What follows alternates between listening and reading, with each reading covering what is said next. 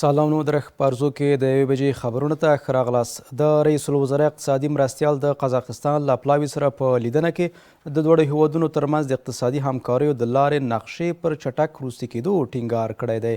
ملا عبدالغني برادر افغانستان او قزاقستان یې مهم سوداګریز شریکان بللي او هیله یې ښودلې چې د دغه لارې نقشې په تطبیق سره د دواړو هیوادونو ترمنځ د سوداګرۍ کچه تر 3 میلیارډ ډالرو لوړه شي.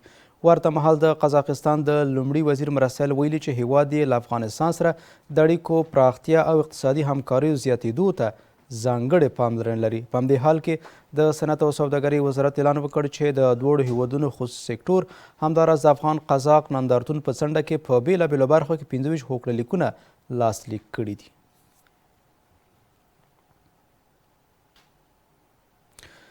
ورته مهال د کورنیو چارو وزیر سراج الدین حقانی د قزاقستان د لومړي وزیر له مرستیال او د اقتصاد له وزیر سره په کتنه کې د دوړو هیوادونو ترمنځ د سیاسي اقتصادي او سیمه ییزو همکاریو د پراختیا په تړاو خبرې کړي دي.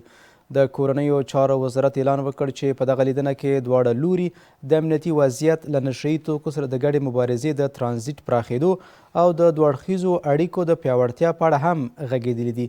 په خبرپاڼه کې راغلي چې د دواړو لورو د اقتصادي همکاریو پراخېدو لپاره له شته فرصتونو څخه پر ګټنې ټینګار کړی دی.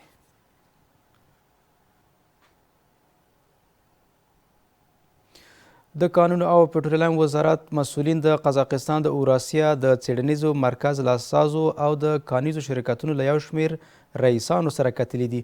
د کانونو وزارت د خبرپاڼې له مخې په دغه لیدنه کې د قزاقستان پلاوي د کانونو برخه کې د پانګونې لپاره خپله لیوالتیا څرګنده کړې او د تخنیکي علمي او پر مالي همکاریو ټینګار کړی دی.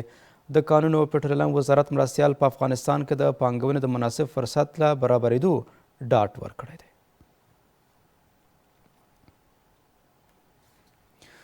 د سوداګرۍ او پانګونې خونې رئیس د ازبکستان سوداګرو او پانګوالو سره لیدلي او د سوداګرۍ پانګونې او اقتصادي همکاریو پر پراختیا غږېدلي دي.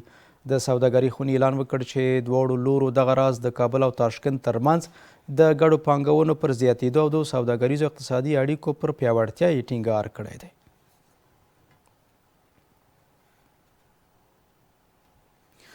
د بلخ ولایت رسنیز دفتر د دغه ولایت د نوبتي او اداري شورا د ناستې له ترسره کېدو خبر ورکوي.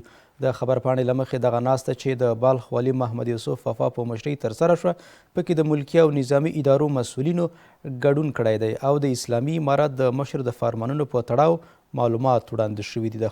په خبرپاڼه کې دغه راز د سترې محکمې د مکتوب پر بنسټ د ټولو ملکي او نظامي مسؤلینو له لوري د زیرکو ټلیفونونو پر نه کارونې هم ټینګار شوی دی. په دغه ناسته کې دغه راز پر بېلابېلو برخو په تیره بیا د سوداګریزو توکو له انحصار او له منفي تبلیغاتو څخه پر مخنیوي ټینګار شوی دی.